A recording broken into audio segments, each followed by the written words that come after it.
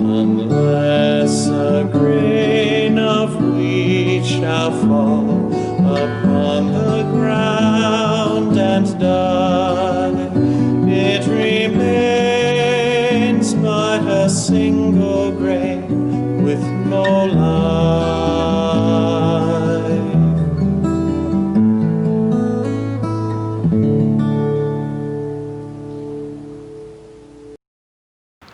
Hello there, welcome back, and today we're back again in Royal Park, that wonderful gem here in the city, right behind the parish church, where people come to recreate, picnic, sport, the lot. So last time we used Royal Park for our setting, it was the Ascension of the Lord, the idea of in an open space, the way that it's told in Luke, and also in Matthew, it's on a mountain. But today we took Royal Park because it's very agrarian, it's very open, it's to do with fields and harvest, plants and birds, and all that sort of stuff is in the lovely parable of the sower who goes out to sow the seed. So first of all, we'll listen to the parable itself and the exploration. It's a very long parable, so we'll just use the first half. The scholars say that the second half that explains the parable weakens the plot a little bit, so we'll leave that out. So we'll just take the first part of the reading for this weekend about the sower and the seed from Matthew's Gospel. And we have one of our linguists from the university today, Paul Gruber, who will take the reading for us now. A reading from the Holy Gospel according to Matthew. Jesus went out of the house and sat beside the sea. Such great crowds gathered around him that he got into a boat and sat there, while the whole crowd stood on the beach, and he told them many things in parables. Listen, a sower went out to sow, and as he sowed, some seeds fell onto the path, and the birds came up and ate them. Other seeds fell onto the rocky ground, where they did not have much soil, and they sprang up quickly, since they had no depth of soil. But when the sun rose, they were scorched, and since they had no root, they withered away. Other seeds fell among the thorns, and the thorns grew up and choked them. Other seeds fell on the good soil and brought forth grain, some 100-fold, some 60, some 30. Let anyone with ears listen. Then the disciples came and asked Jesus, "Why do you speak in parables?" He answered, "To you it has been given to know the secrets of the kingdom, but to them it has not been given. For to those who have, more will be given, and they will have it in abundance. But from those who have nothing, even when they have, will be taken away. The reason I speak to them in parables is that, seeing that they do not perceive, in hearing they do not listen, nor do they understand. With them indeed is fulfilled the prophet of Isaiah that says, 'You will indeed listen, but never understand. You will indeed look, but never perceive.'" So here we have the centre bit of the parables, the book of parables it's often called, after the Sermon on the Mount and that whole discourse. We have now a series of parables that are very explicit as teaching devices in Matthew's Gospel. And of course the one we've just heard Paul read is about the sower going out into the field and scattering the seed. Remember I said to you that Matthew's Gospel is trying to bridge a very troublesome, turbulent gap from the synagogue and the temple, Jewish grand tradition, across to the fledgling efforts of the followers of Jesus of Nazareth, the reforming Jew, to live by his life. And the tensions are between the 2 points of the synagogue and the house church. But right along the way there's people, and people are hurt and broken and scared and stretched in all sorts of ways as they're trying to work out where will they stand. So in one way, the writings of Matthew, particularly here, have a certain anti-Semitic feel about them, because you can apply all that stuff about where the seed falls to giving some hint, maybe a little bit of derision there about the seed that blooms up but has no roots. Is that the old or the new way?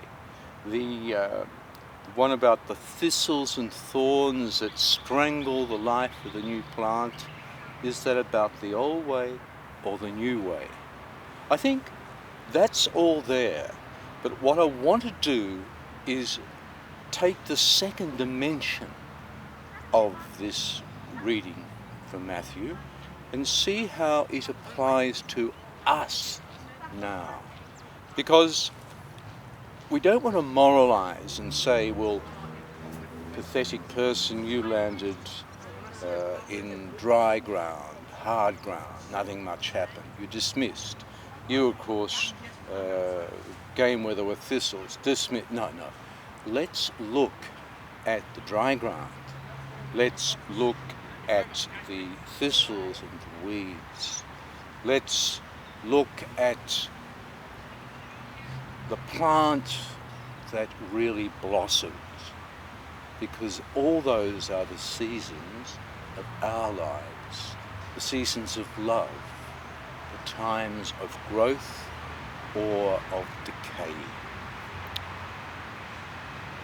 We're the ones that can sometimes be in a mood that's harsh, what Jewish tradition would call a heart of stone rather than a heart of flesh.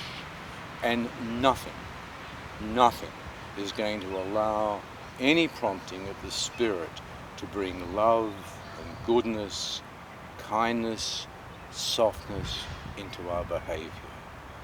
That's when we flourish with our stance, we stamp our feet and say, this is what I'm doing, and the whole thing falls over. That's us. Then, along the journey of life, on the paths, the seed can fall into places where it's strangled. It looks okay, but in its growth around it of alien plant life, manages to somehow strangle and mangle the plant, the seed growing into fullness for harvest. So in the old days, they called these occasions of sin. Now, the problem with that sort of catechism or even catechetics is all of life is an occasion of sin. You can't help but fall into it. It's all over. Remember we used to talk about falling into sin? We don't fall into sin. We make deliberate efforts to get there at times. So the efforts to get there are surrounded by the weeds, the thistles. They're the things that confront us as we want to grow, start to grow. And again, we'll find times in our lives when we're going well, but then there are distractions, temptations, whatever. But they're normal and natural, because you can't journey in a perfect sort of vacuum where everything's idealistic and perfect. No. It's in those seasons of life and love that we can be distracted, we can be touched and pulled away by the thistles and the weeds, and they are the inferior things, or the things that in their own way can be basically subtly destructive for ourselves and for those people we live with. Now, the final symbol in the sower of the seed is the seed that lands on rich soil. That's us, made in the image of our God. And there the seed grows through many seasons. It becomes strong, it gets depth in its whole root structure. It's able to take in the wet and the dry seasons as it prepares to come to harvest. And so the point Matthew is making here is that there is an ability, a potential within us to really blossom, to grow, away from the weeds and the thistles, away from the harsh ground. They're there, but our focus as believers is the journey to His way, and the nurturing Spirit will help us. One final thing. We don't know how many of these parables Jesus told. We don't know whether some of them, the scholars would suggest, that the storyline was already in folklore of the time. And these were stories that may have been told by the harp and by the fire at night. They might have been told in music and poetry, and they gradually were used by wise sages to make a point. So Jesus could have taken sort of stories he'd known as a little boy and growing up and used it in this parable. There's also the possibility that the one we call Matthew invented the parable. He's a teacher, remember. He's a rabbinical figure, and he's trying to set the imagination of the listeners off so that they can come to an image of what he's proposing. Now, the genius of the parable is, even though we're in modern times, we all know it's the viral time, but it's also the time of computers and complex technology, yet the parable still makes sense to us. Even those in urban settings living in many stories up in a new glasshouse building can still relate to the story of the seed and the plant.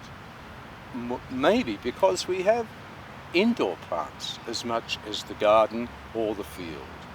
So this morning I've just taken one part of the very poignant writings in Matthew, a parable about our potential to grow and to be aware of our ability to block growth in our own lives and the lives of others. Let's finish with a prayer. May we be open to the prompting of your Spirit, O Lord, in the many seasons of life, the times of belief and unbelief, in moments of elation, in moments of stress and strain. May we know we are blessed. We have the potential for goodness, to be bonded to His way. We also acknowledge there's a frailty and there's the cracks where the inferior forces of life can shape and touch us at times. As the Good Shepherd, lead us safely through these times into the moments of triumph, fulfillment and love. Thanks for being part of things. We'll see you again next week.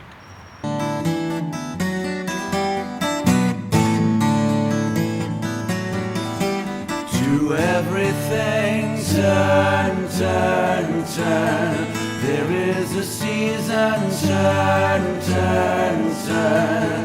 And a time to every purpose under heaven.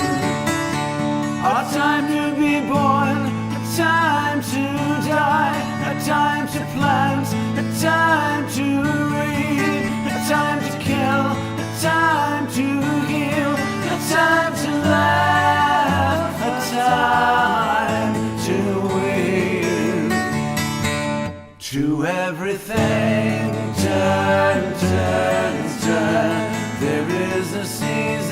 turn, turn, turn, and there's time to every purpose under heaven.